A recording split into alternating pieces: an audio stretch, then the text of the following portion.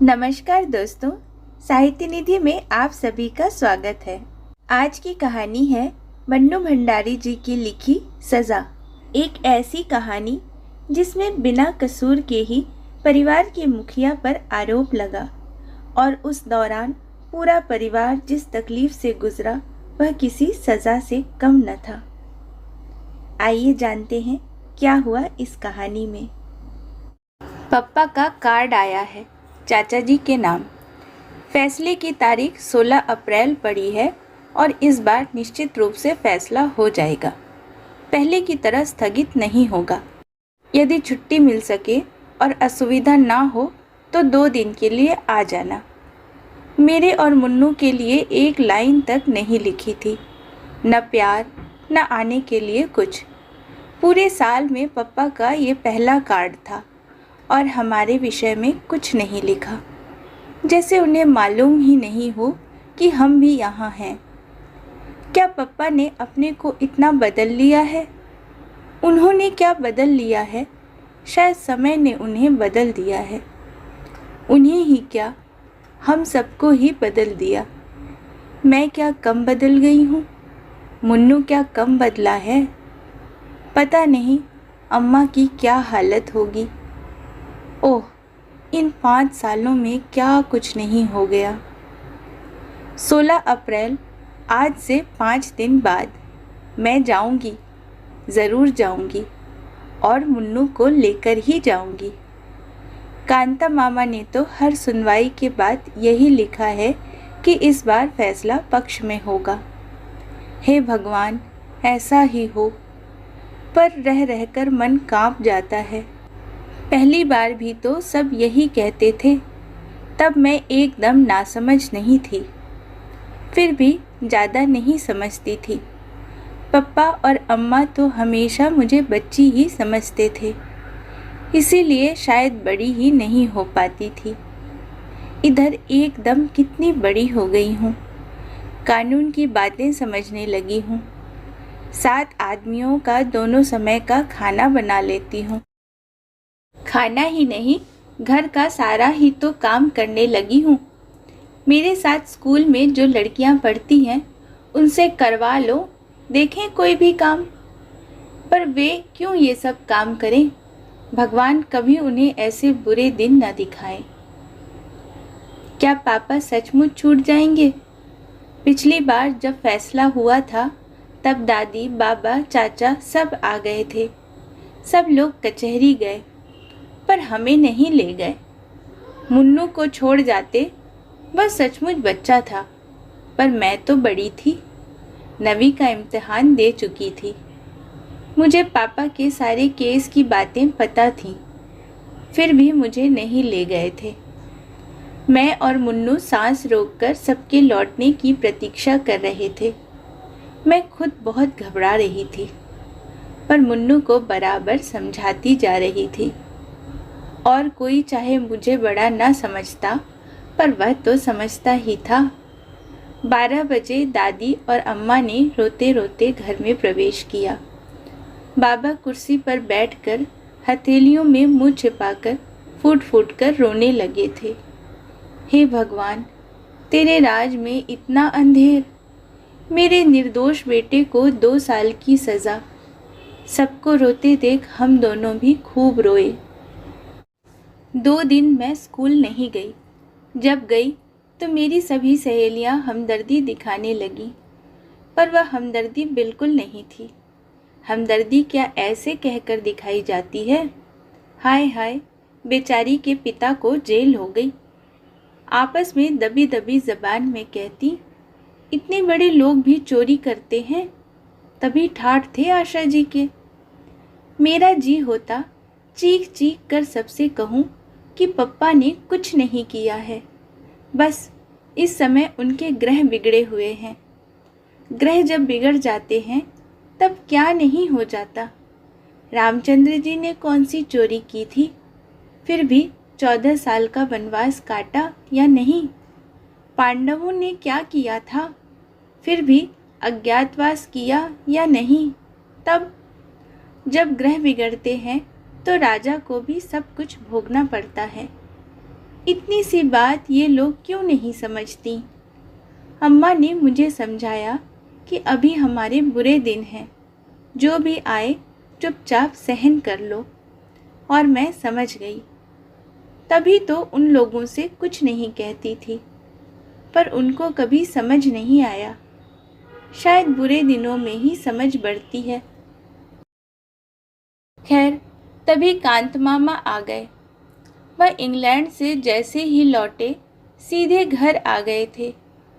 कितना बिगड़े थे बाबा और चाचा जी पर कि यह सब हो कैसे गया। आज के ज़माने में तो गुनहगार अपने को साफ बचा कर ले जाते हैं, लाखों हजम करके मूँछों पर ताव देते घूमते हैं, फाइलें की फाइलें गायब करवा देते हैं, और एक ये है कि बिना गड़बड़ किए सज़ा भोगने जा रहे हैं।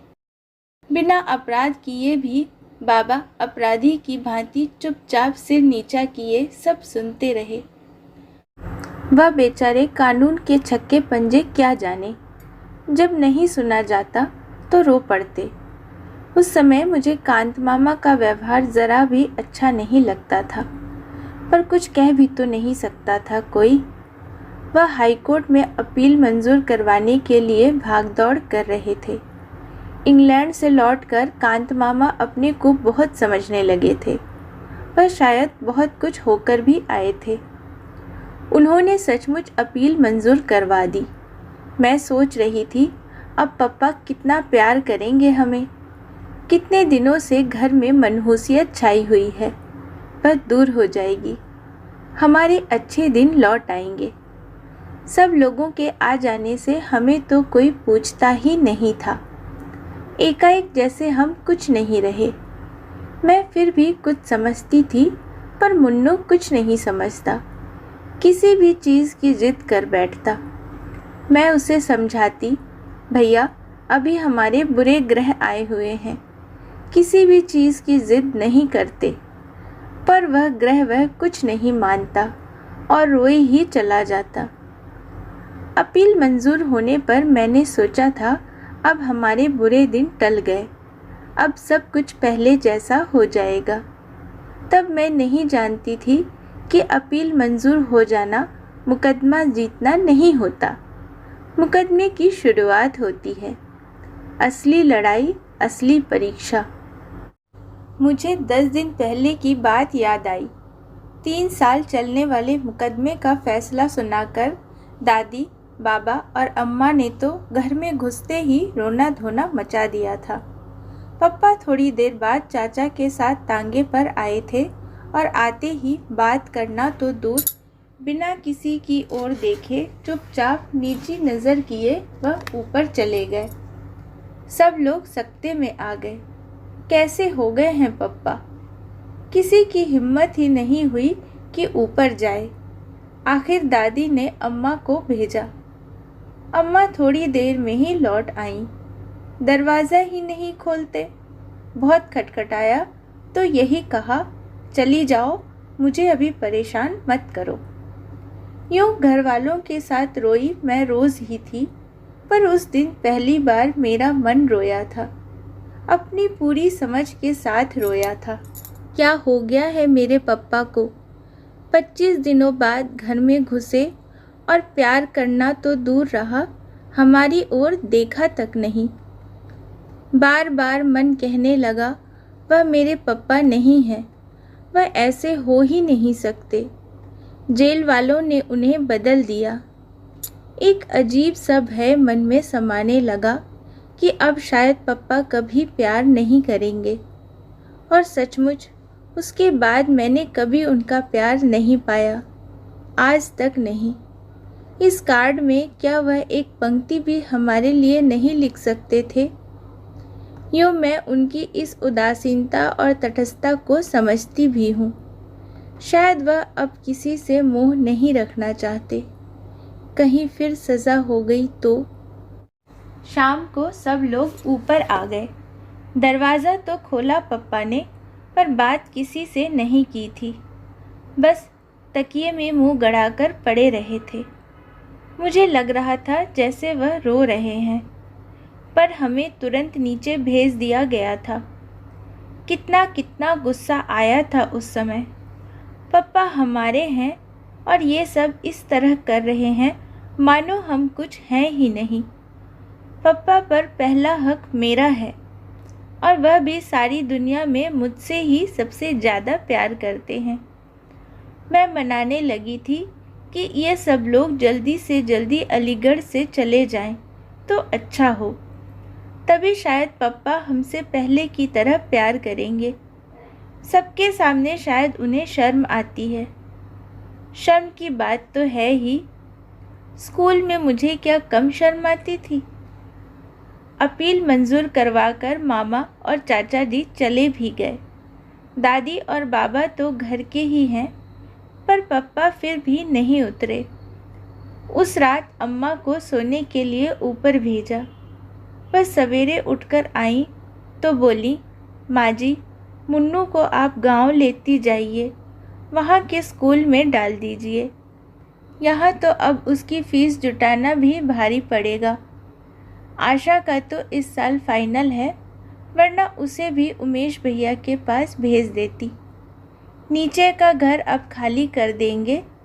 फिर और पता नहीं क्या क्या बातें हुई दोनों में, और फिर दोनों खूब रोईं। मैं किसी को भी रोता देखती तो बिना कारण जाने ही रोने लगती। फिर उस समय तो रोने का बहुत बड़ा कारण भी था। मुन्नू चला जाएगा, कैसे रहेगा वह गांव में? वहाँ का स्कूल भी कोई स्कूल है? यहाँ इतने अच्छे स्कूल में पढ़ा। पापा वैसे चाहे सारे दिन चुपचाप पड़े रहें, पर इस मामले में वह कभी चुप नहीं रहेंगे। पर पापा कुछ नहीं बोले। शायद अम्मा पापा के साथ बैठकर ही यह सब तय किया था। रो धोकर मुन्नू भी चला गया। हाँ, जाते समय पापा ने उसे सीने से लगाकर बहुत प्यार किया था। मैं पास ही खड़ी रही थी। पापा की आंखों से आंसू टपक रहे थे। मेरा बड़ा मन कर रहा था कि मैं आंसू पोंछ दूं, उनके दुख को दूर करने के लिए नहीं, पापा का प्यार पाने के लिए। मुन्नू दूर जाकर भी पापा के कितने पास हो गया। मैं पास रहकर भी शायद हमेशा दूर ही रहूंगी। पर पापा छोड़ने नीचे नहीं आए, कोई स्टेशन भी नहीं गया। जाता ही कौन? अम्मा अकेली निकलती नहीं, और मैं जाती तो लौटती कैसे? मुन्नू के जाते ही हमारा घर सूना ही नहीं हुआ, उसमें बहुत कुछ रद्दोबदल भी हो गया। और फिर मुन्नू ही क्यों, धीरे धीरे सारा सामान भी चला गया। नीचे का मकान खाली कर दिया। पकाना, खाना और सोना बरसाती में। पास की छोटी सी कोठरी साफ करके मुझे पढ़ने के लिए मिली। पापा अब कुछ कुछ बोलने लगे थे, पर पहले वाले पापा वह बिल्कुल नहीं रह गए थे। बस सारे दिन चुपचाप लेटे रहते या कुछ पढ़ते रहते। कभी कभी गोदी में तकिया रखकर कुछ लिखते भी। मेरा मन होता था कि देखूं वह क्या लिखते हैं, पर कभी हिम्मत नहीं हुई।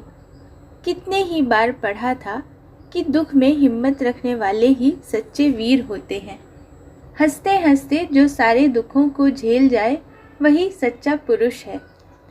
मेरा मन होता पापा को ये बात समझाऊं, पर क्या पापा यह सब नहीं जानते?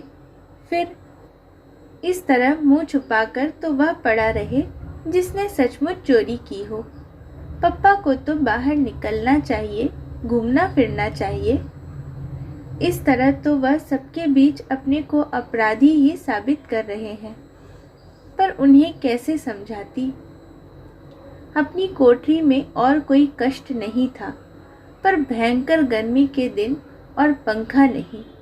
रात को जैसे तैसे छत पर कट जाती, पर दोपहर में तो छत पर बने ये कमरे भट्टी की तरह जलते थे।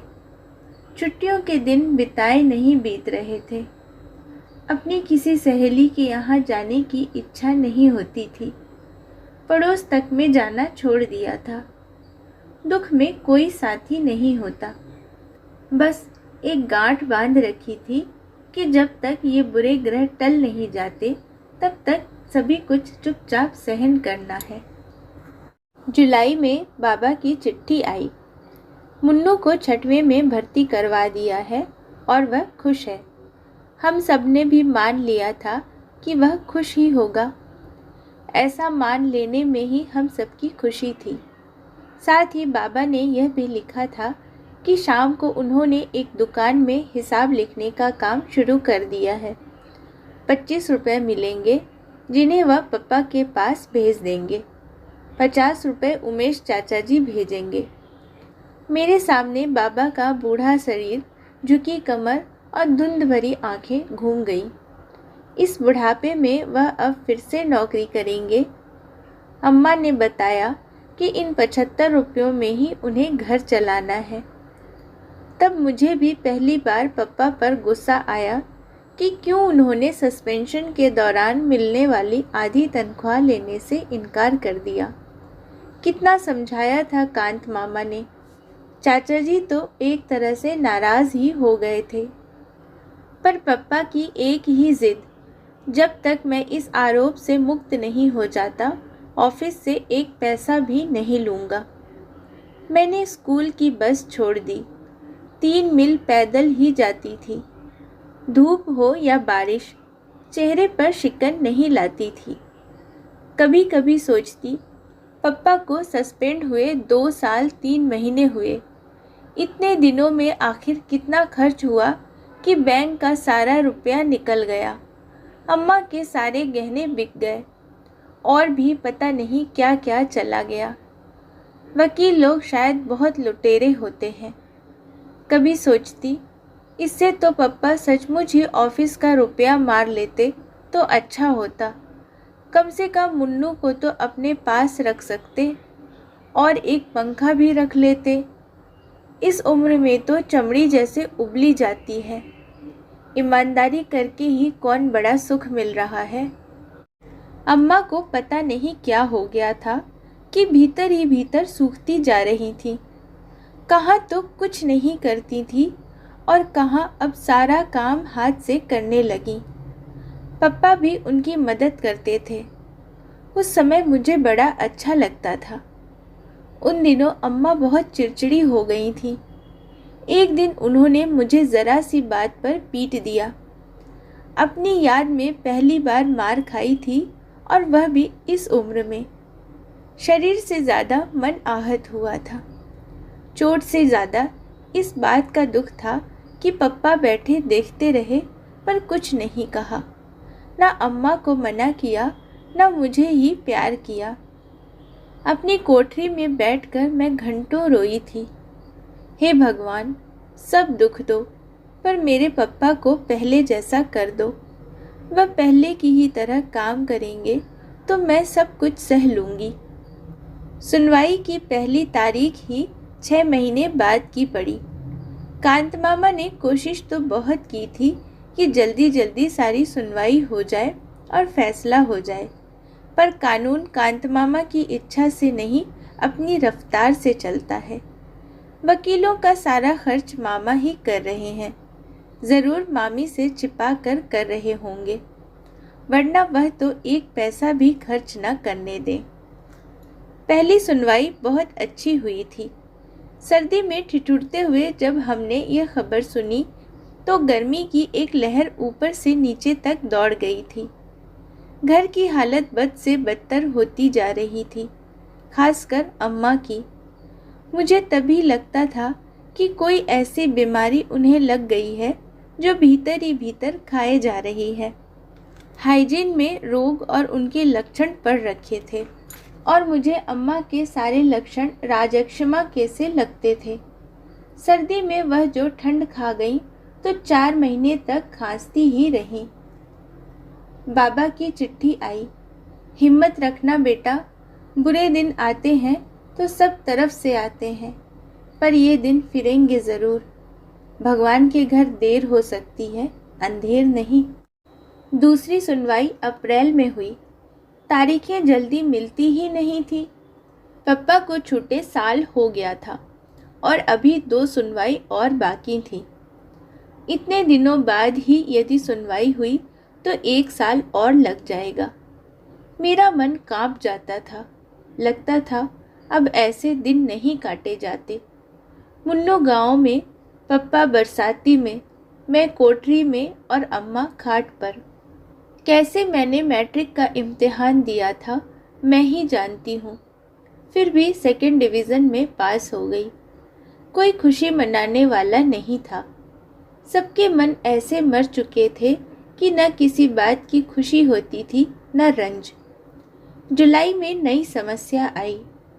गांव में तो केवल मिडिल स्कूल ही था। मुन्नू का अब क्या हो, मेरा अब क्या हो। यहाँ कॉलेज में जाने का तो प्रश्न ही नहीं उठता था।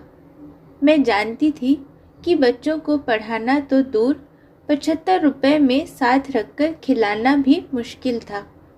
बाबा ने मुन्नू को सीधे उमेश चाचा के पास भेज दिया और खबर कर दी।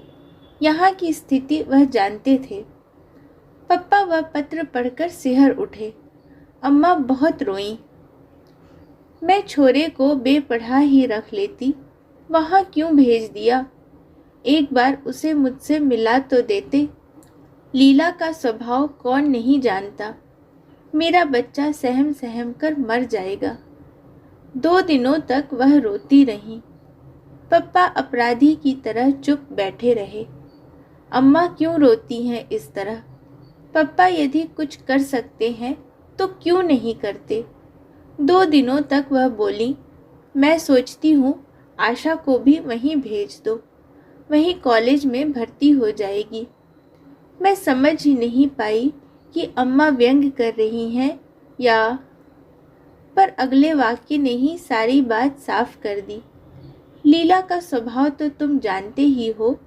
आशा मुन्नू के पास रहेगी तो उसे तसल्ली तो रहेगी, सोने को एक गोद तो रहेगी। और अम्मा खुद फूट फूट कर रोने लगी थी। उमेश भैया को लिख देना, जो भी वह खर्च करें हम पर कर्ज ही समझें। मैं उनकी पाई पाई चुका दूंगी। भगवान कभी हमारे दिन भी बदलेगा ही, नहीं तो अपने को बेचकर उनका कर्ज अदा करूंगी। पर मेरे बच्चों पर थोड़ा रहम करें। ये दुखियारे यूं ही अनाथ हो रहे हैं। थोड़ा प्यार इन्हें भी दें, थोड़ा लीला को भी समझा दें। कांत मामा अपने किसी काम से दिल्ली आए थे। लौटते समय अलीगढ़ भी उतरे। अम्मा ने उन्हीं के साथ मुझे इलाहाबाद भेज दिया था। कांत मामा ने एक बार कहा था, कलकत्ता भेज दो, वहाँ पढ़ लेगी। पर क्या मैं पढ़ने जा रही थी? पढ़ना तो बस यूं ही था। मुझे तो मुन्नू को तसल्ली देनी थी। वह रोए तो उसे अपनी गोदी में सुलाना था। और उस दिन मैं सचमुच बड़ी हो गई थी, अम्मा की तरह बड़ी। पर घर छोड़ते समय सारे बड़प्पन के बावजूद फूट पड़ी थी। अम्मा की हालत देखकर घर का अधिक काम मैंने संभाल रखा था। अब क्या होगा? इस हालत में अम्मा कैसे सब काम करेंगी? रोज़ रोज़ के बुखार ने उन्हें हड्डियों की ठठरी बना दिया था। पर अम्मा को तसल्ली देने वाले पप्पा हैं। रोने के लिए पप्पा की गोदी है। मुन्नू तो वहाँ अकेला है। अभी मेरी सबसे ज़्यादा ज़रूरत मुन्नू को ही है। रास्ते में कांत मामा ने मुझसे पूछा था, शारदा को रोज़ बुखार रहता है, किसी डॉक्टर को दिखाया या नहीं? नहीं। और मुझे रोना आ गया। रोते नहीं बेटे, अब बहुत जल्दी ही सब ठीक हो जाएगा। पप्पा ने तो कई बार कहा था कि दिखा दो, पर अम्मा मानती ही नहीं। कहती हैं डॉक्टर झूठ मूठ का वहम डाल देते हैं। मामा चुप हो गए थे। मामा क्या समझते नहीं? अम्मा इसलिए नहीं दिखाती हैं कि डॉक्टर और दवाई का खर्च कहाँ से आएगा। वे लोग तो टॉनिक और दूध फल बता देंगे, आराम करने और खुश रहने को कह देंगे। बोलो, ये सब हो सकेगा 75 रुपए में? मुझसे पूछो, इन दिनों मैंने हिसाब चलाया है। एक एक चीज़ गिना सकती थी, पर उनसे क्या कहती। वकील का सारा खर्च तो वह ही कर रहे हैं, और वकीलों पर कितना खर्च होता है क्या मैं जानती नहीं। मुन्नू मुझे देखते ही चिपट पड़ा था और रो दिया था। मुझे भी रोना आ गया। चाची ने कुछ कहा ज़रूर था, पर अपने ही रोने में हमने सुना नहीं। मुन्नू को गले लगाकर मुझे कैसा लग रहा था मैं नहीं बता सकती। इतना ज़रूर लगा कि उसे सचमुच किसी गोदी की ज़रूरत थी, किसी सहारे की। मैं चाची से बातें कर रही थी।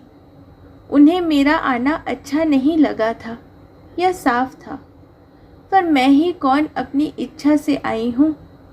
मुन्नू का रंग काफ़ी सांवला पड़ गया था, चेहरा सूख कर मुरझा गया था और आंखें बड़ी सहमी सहमी सी लग रही थीं। लगा बहुत डर कर दब कर रहता है शायद यहाँ। घर में तो कितना उधम करता था। इतना सा बच्चा, कैसे उसने अपने को बदला होगा, दबाया होगा। देखा, उसका काम था साल भर के बिट्टू को खिलाना। सारे दिन वह उसे गोदी में टांगे टांगे फिरता। कब तो वह पढ़ता होगा, कब वह होमवर्क करता होगा। रात को जब वह सोने मेरे पास आया तो धीरे से बोला, दीदी कल मुझे बुढ़िया के बाल खिलाना। टिल्लू और पम्मी रोज़ खाते हैं। चाची उन्हें पैसे देती हैं और कहती हैं छिप कर खा लिया करो, पर वे सामने ही खाते हैं। एक दिन टिल्लू मुझे चिढ़ा कर खा रहा था। मैंने उसके बाल छीन लिए। उसने चाची से शिकायत कर दी। चाची ने मुझे बहुत मारा। चाची बहुत ज़ोर से मारती हैं। और वह फिर सिसकने लगा। मैंने उसे प्यार किया और कहा, मैं अपने भैया को बाल खिलाऊंगी, पर मेरा मन भीतर तक सिसक पड़ा। हम बड़े हैं, हम सब समझते हैं और सह भी सकते हैं, पर यह बेचारा कैसे समझे। समझ तो गया ही होगा, पर सहे कैसे। पहली रात को ही मैंने संकल्प किया, मैं कॉलेज नहीं जाऊंगी। घर का सारा काम मैं करूंगी, जिससे चाची को पूरा आराम मिले और उनका गुस्सा ठंडा रहे। चाची कुछ भी कहेंगी तो चूं तक नहीं करूंगी। वह प्रसन्न रहेंगी तो मुन्नू सुरक्षित रहेगा। मुन्नू को रात में बैठकर पढ़ाया करूंगी। मैं चाची से भी जल्दी उठकर सबके लिए चाय बना देती, फिर जल्दी से टिल्लू और पम्मी को तैयार कर देती। तब नाश्ता देकर तीनों बच्चों को स्कूल भेज देती। नाश्ते की प्लेट देखने चाची ज़रूर आती। शायद उन्हें यह वहम रहता था कि मैं मुन्नू को कुछ ज़्यादा या अच्छा न खिला दूं। चाचा जी तारीफ़ करते, तुम तो बड़ी होशियार हो गई हो आशा, इतना काम कर लेती हो। चाची तुरंत कहती, मैं जब इतनी बड़ी थी तो 12 जनों के कुनबे को संभालती थी। आध आध मन के पापड़ मंगोड़ी करती थी। चुप रहती थी मैं तो। दोनों समय का खाना भी मैंने अपने ही जिम्मे कर रखा था। रात में सोने जाती तो पैर मेरे झपकते रहते थे। कभी कभी मुन्नू को अपने पैरों पर खड़ा कर लेती थी। उससे पैरों को तो आराम मिल जाता था, पर मन। अम्मा कभी कभी गांव में काम करवाती थी तो पप्पा डांटते थे। मैं अपनी आशा को डॉक्टर बनाऊंगा, विदेश भेजूंगा। यह बटियार खाना करवा कर क्या मुझे अपनी बिटिया की ज़िंदगी खराब करनी है। यही वाक्य हवाओं में तैरता, कमरे में घूमता रहता, गूंजता रहता। धीरे धीरे आदत पड़ गई तो पैरों का दर्द बंद हो गया और मन भी सुन्न होता चला गया। मैंने अम्मा को नहीं लिखा कि मैं कॉलेज में भर्ती नहीं हुई हूँ। लिखने के लिए चाची जी ने मुझे 4 पोस्ट कार्ड दिए थे और बताया था कि हर महीने 4 कार्ड मिलेंगे। उनमें मैं अपने कुशल समाचार भेज देती थी। बस रात दिन काम कर कर के मैं चाची के क्रोध को संभाले रहती। आराम पाकर मुझ पर वह कुछ कुछ प्रसन्न भी हो गई थी। पर उनका हाथ जब तब उठ जाया करता था। अपने बच्चों पर भी, मुन्नू पर भी। उनके बच्चे आदी थे, सो मार खाकर भी हंसते और भाग जाते। फिर वे मार खाते थे तो प्यार भी पाते थे। पर मुन्नू सहम जाता था, भीतर ही भीतर सिसकता। बड़ी करुण नज़रों से वह मुझे देखता, पर भीतर से कट कर भी मैं ऐसे अवसरों पर कुछ बोलती नहीं थी।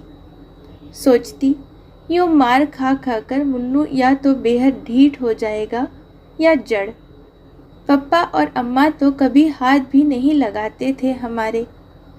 अकेले में मैं उसे प्यार कर लेती, समझाती, थोड़े दिनों की बात और है भैया, फिर हम अपने घर चलेंगे, अम्मा और पप्पा के पास, बस। पता नहीं वह समझता भी था या नहीं। पर मेरा मन सबसे ज़्यादा दुखी होता जब चाची गुस्से में कहती, ऑफिस के 20,000 गायब करके गाड़ दिए और हमारा खून चूस रहे हैं। ये हमारे बड़े हैं, लानत है ऐसे बड़प्पन पर। मैं सोचती, क्या सचमुच चाचा जी यही सोचते हैं कि पप्पा ने रुपए मारे हैं? यदि आज उनके पास पैसा होता तो क्या हमें यूँ छोड़ देते और अपने सारे पिछले दिन आँखों के आगे घूम जाते? कितना प्यार करते थे पप्पा, कितना। मैं चाहे कुछ भी लिखूं, पर क्या वह जानते नहीं कि हम पर यहाँ क्या गुजर रही है? 31 तारीख को चाचा जी ने चाची के हाथ में तनख्वाह रखी तो चाची ने कहा, अब भाई साहब को लिख दो कि 50 रुपये नहीं भेज सकेंगे। इस महंगाई के ज़माने में 2 पालना ही बहुत भारी पड़ रहा है। फिर हमारे भी तो बच्चे हैं, कौन यहाँ खान गड़ी है? बात ठीक थी, पर मेरा मन कांप गया। चाचा जी रुपए नहीं भेजेंगे तो क्या होगा? 25 रुपये महीने में क्या होगा? इतना तो कमरे का किराया ही चला जाता है। रोती हुई अम्मा और बिसुरते हुए पप्पा मुझे सारी रात दिखाई दिए। मैं भी उनके साथ बहुत रोई। अम्मा का कोई पत्र नहीं आया बहुत दिनों तक। उठते बैठते एक ही चिंता थी मुझे, अम्मा ने पैसे की क्या व्यवस्था की होगी। कांत मामा का भी कोई पत्र नहीं आया। पता नहीं क्या हाल है उधर का। पूरा अगस्त बीत गया। मैं अपने 4 कार्ड डाल चुकी, पर कोई जवाब नहीं आया। क्या हो गया है अम्मा को? लिखती क्यों नहीं? सितंबर में कांत मामा का पत्र आया। शारदा की तबीयत खराब थी, सो उसे यहाँ ले आया। यहाँ उसका इलाज चल रहा है। दिनेश जी ने कमरा बदल लिया है, उनका पता है। किस्मत के अलावा क्या लिखूं कि तारीख जल्दी नहीं मिलती। 3 तारीख इसी महीने के आखिर में पड़ी है। सुनवाई पर जाऊंगा। तुम घबराना मत, भगवान सब ठीक करेंगे। गर्मियों तक कुछ न कुछ अवश्य हो जाएगा। तो पप्पा अकेले रह गए। अम्मा और पप्पा की गोद भी छिन गई जिसमें वे रो सकते थे। पप्पा का यह पता अलीगढ़ की गली गली मुझे मालूम थी। यह तो मज़दूरों की बस्ती है। अंधेरी सीलन भरी गलियां, पास में बहते नाले। पप्पा का खाना कौन बनाता होगा? उन्होंने तो कभी ऐसे काम नहीं किए। कभी अंगीठी भी जलाते तो अम्मा मना कर देती। तब वह यही कह देते, शारदा, कौन जाने कि इस बार छूट ही जाऊं। सज़ा हो गई तो पता नहीं क्या क्या करना पड़ेगा। अम्मा बीच में ही डांट देती, ऐसी बात क्यों मुंह से निकालते हो? भगवान के घर देर हो सकती है, अंधेर नहीं। यह वाक्य अम्मा ने बाबा से सीखा था और मंत्र की तरह गांठ बांध ली थी। और मैं भगवान से यही मनाया करती कि हे भगवान, उन्हें सज़ा न हो। पप्पा की तपस्या का फल उन्हें मिले। जो कुछ वह सह रहे हैं वह क्या तपस्या से कम है? सीलन भरी अंधेरी कोठरी में सबसे मुंह छिपाकर रहना। बच्चे कहीं, पत्नी कहीं, अब तो रहम करना, अब उन्हें सज़ा मत देना। मार्च में चौथी सुनवाई भी हो गई। कांत मामा की चिट्ठी आई कि फैसला पक्ष में ही होगा।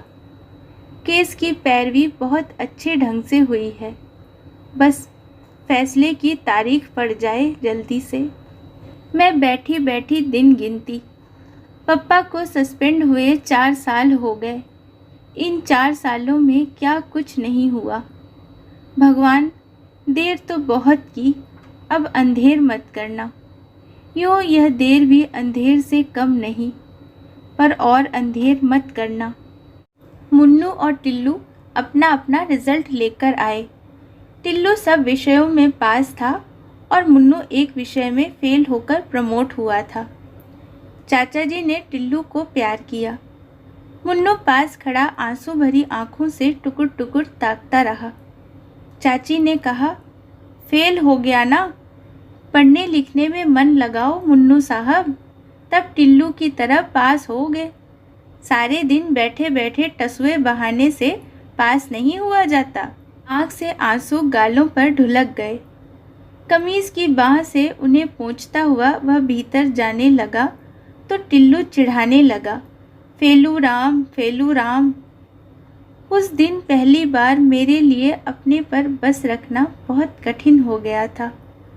मन हुआ कह दूं, उसे पढ़ने के लिए समय ही कहाँ मिलता है। सारे दिन तो बिट्टू को खिलाता है, 25 चक्कर बाजार के करता है। पर चुप।